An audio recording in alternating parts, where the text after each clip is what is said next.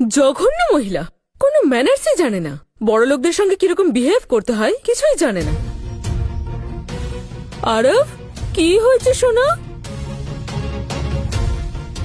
মা, দেখো না আরবের কি হয়েছে, চুপই করছে না তো। হেল্প মা। যারা, আমাকে দাও আরবকে, আমি ওকে ঠিক চুপ করিয়ে দেব। চেষ্টাও করবে না আমার ছেলের গায়ে হাত দেওয়ার। আমি সত্যি কথা বলছি, এখনই ওকে চুপ করিয়ে দেব। দাও দাও দাও না আমাকে। এই রাস্তার মহিলা, প্রাণ নিবি নাকি ওর? আমার নাতিকে মেরে ফেলতে চাস? জঘন্য মহিলা, ছুবিও না ওকে, নইলে তোর হাত কেটে রেখে দেবো। আরে প্লিজ কেউ ডাক্তারকে ফোন করো, একে হসপিটালে নিয়ে যেতে হবে। হসপিটাল তো অনেক পরে যাবে, তার আগে তো ও কষ্ট পাচ্ছে। দাও না আমাকে, দাও। এই তো শোনো, এই দাও, আমি বলছি না আমাকে দাও। চুপ। আমি এক্ষুনি চুপ করিয়ে দিচ্ছি। আয় সোনা, আয় বাবা। ব্যাস ব্যাস। কি করছো কি তুমি? দাও আমার ছেলেকে আমায়। চুপ চুপ চুপ, একদম চুপ চুপ চুপ।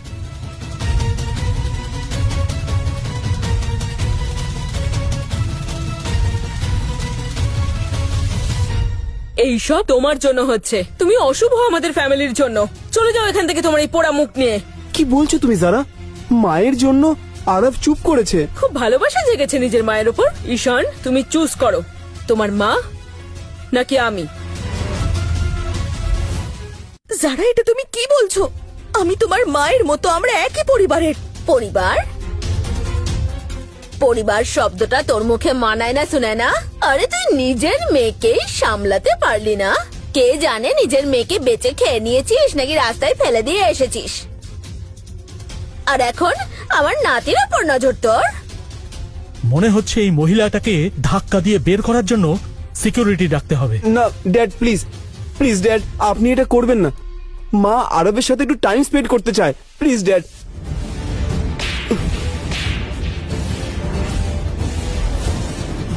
চুপ করো, তোমার সাহস হয় কি করে আমাদের মাঝে কথা বলার? তুমি ঈশানকে কেন মারলে? যা বলার আমাকে বলো। তোমায় তো আমি বলবো।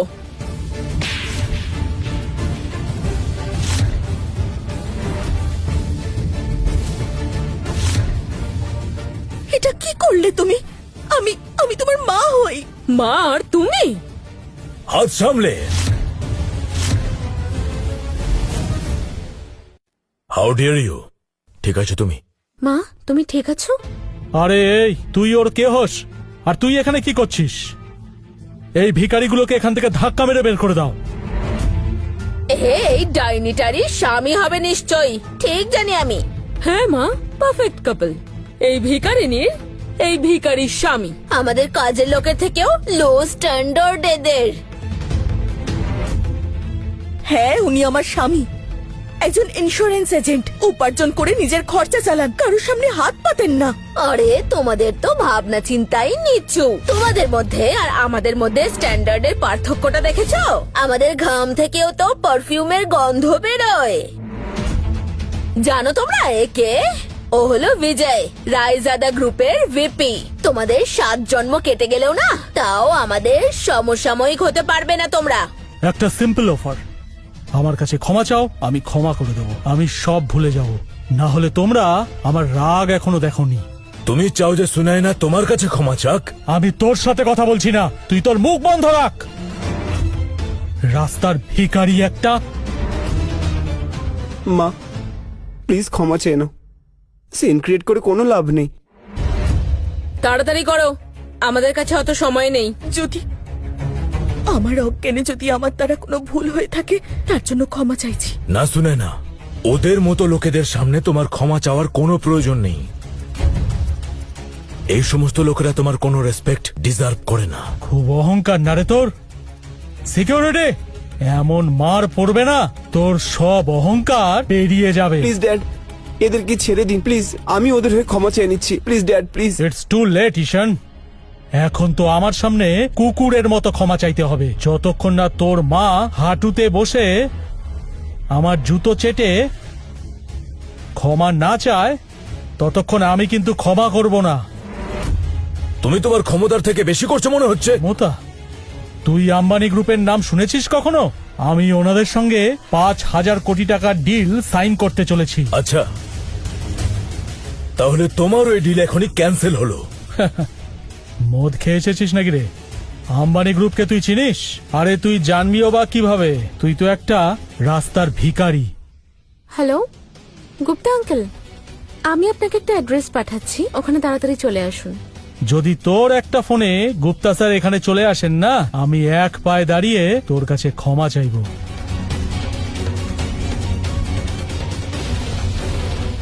Excuse me sir, any problem?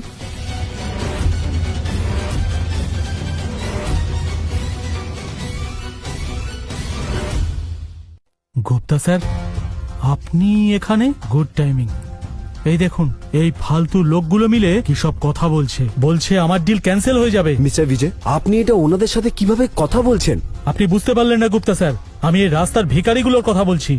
এরা সবাই আমার ইনসাল্ট করেছে। বাবা, তুমি ওদের এগেনস্টে পুলিশ কমপ্লেন করে দাও। ওরা সবাই ফ্রড এখানে। How dare you! তুমি কি আদৌ জানো যে এনারা কে? কি হয়েছে? আমি কি করলাম? তুমি জানো না যে তুমি কার বিষয়ে কথা বলছো? হ্যাঁ স্যার, জানি।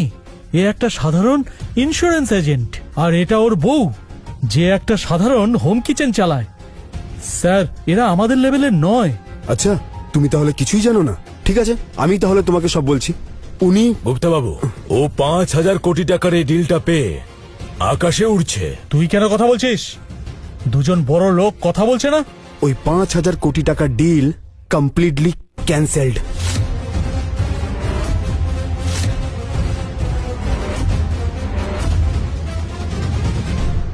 গুপ্তা স্যার, আপনি কি বলছেন? আপনারা এই ইন্স্যুরেন্স এজেন্টের কথা শুনে এই ডিল ক্যান্সেল করছেন? আমি রায়জাদা স্যারকে কি উত্তর দেব? যেরকম নোংরা চিন্তা ভাবনা তোমার, এই রকম নোংরা মানুষের সঙ্গে আম্বানি গ্রুপ কখনো কাজ করে না। তুই আবার কথা বলছিস? এবার আমি তোকে ছাড়বো না। অনেক হয়েছে। এখন এই ডিল 100% ক্যান্সেলড।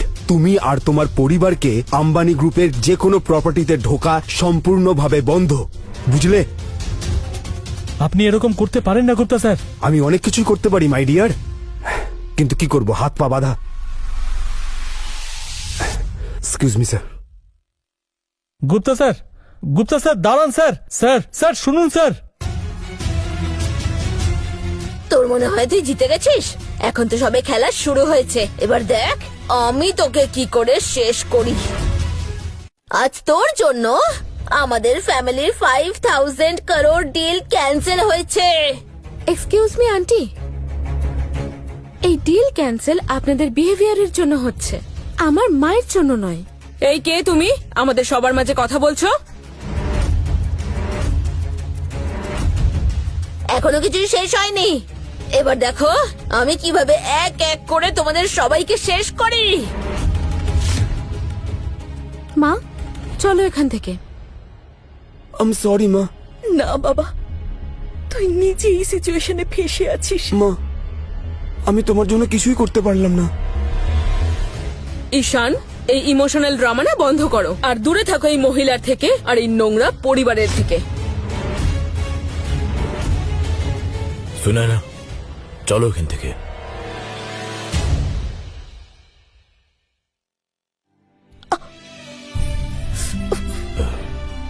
এত কষ্ট সহ্য করছো আর বলছো কিচ্ছু হয়নি? কষ্ট আবার কিসের? ওরা তো আমারই ফ্যামিলি। ফ্যামিলি কখনো কষ্ট দেয় না। চমৎকার, তুমি ওদের ব্যাপারে এত কিছু ভাবছো, ওরা তোমাকে একটুও সম্মান দেয় না। আমারই কোনো দোষ হবে হয়তো, সেই জন্য এরকম ব্যবহার করে। ওদের কোনো দোষ নেই। ওদের দোষ আছে। ওরা তোমাকে একটুও সম্মান করে না, তোমার স্যাক্রিফাইসের ব্যাপারে একটুও ভাবে না, ঘেন্না করে তোমাকে। তুমি জানো, যখন গুপ্তা বাবু ওদের ডিল ক্যান্সেল করে দিল তখন খুব খারাপ লাগলো, খুব গিল্টি ফিল হলো যে আমার জন্য এই ডিলটা ক্যান্সেল হয়ে গেল। কত পরিষ্কার মন তোমার। ওই মানুষেরা তোমার এগেনস্টে কত কিছু করলো, আর তুমি কিনা যারা তোমাকে ঘেন্না করে, তোমার মনে তাদের প্রতিও ভালোবাসা আছে।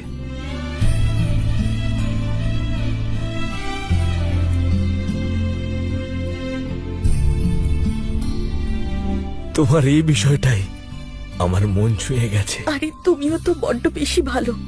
প্রত্যেকবার সব সময় আমার সঙ্গ দাও, আমাকে রেসপেক্ট করো। সেটা এই জন্যই যে আমি তোমাকে ভালোবাসি। খুব ভালোবাসি।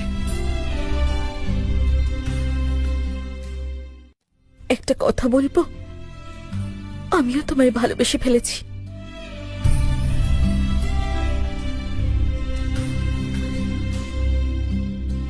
তুমি আমার এত খেয়াল রাখো, এত সাপোর্ট করো আমাকে।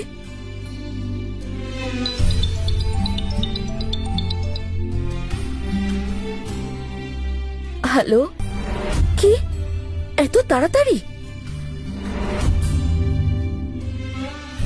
কি হয়েছে? কোনো সমস্যা হয়েছে? আমার মিহির দাদা আর কবিতা বৌদি আসছে, বলছে কিছু আর্জেন্ট কাজ আছে। তোমার এক্সপ্রেশনে মনে হচ্ছে এটা ভালো খবর নয়। ওরা যখনই আসে সাহায্য চাইতে টাকা চাইতেই আসে। গতবারও আমার বাবার বাড়িটা রিপেয়ার করার জন্য 1,00,000 টাকা নিয়ে গেছে। তুমি চিন্তা করো না, আমরা একসাথে সব সলভ করে দেব।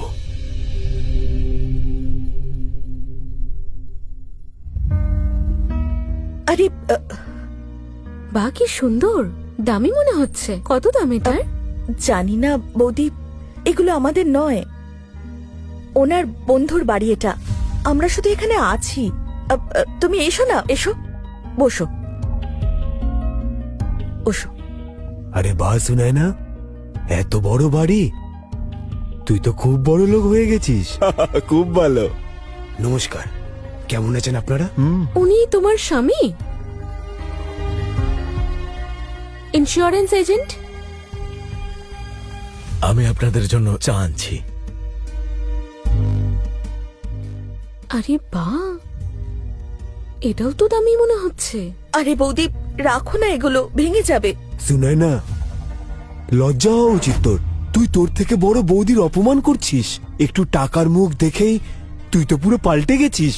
না দাদা, আমি তো শুধু। শুনে না, বৌদিকে ওটা নিতে দাও, এতটাও দামি নয়। দেখো কত ভালো স্বামী পেয়েছো তুমি। দাদা, তুমি কিছু আর্জেন্ট কথা বলতে চাইছিলে না? আরে হ্যাঁ, ওই আমাদের যে পৈতৃক বাড়িটা আছে না, ওর ছাদটা ভেঙে গেছে, সেটা ঠিক করাতে হবে। আবার রিপেয়ার? গত বছরই তো 1,00,000 টাকা দিলাম রিপেয়ার করার জন্য। আরে ওইটা তো কোনো রকমে ঠিক করা হয়েছিল, এখন বৃষ্টির সময় আরো খারাপ হয়ে গেছে। এবার একদম ঠিক করে করতে গেলে 5,00,000 টাকা খরচ আছে। 5,00,000 টাকা? হ্যাঁ দাদা, আমার কাছে এত টাকা নেই। তাহলে তোমার স্বামীর কাছে যাও, এই এত টাকা কি সঙ্গে করে নিয়ে যাবে নাকি?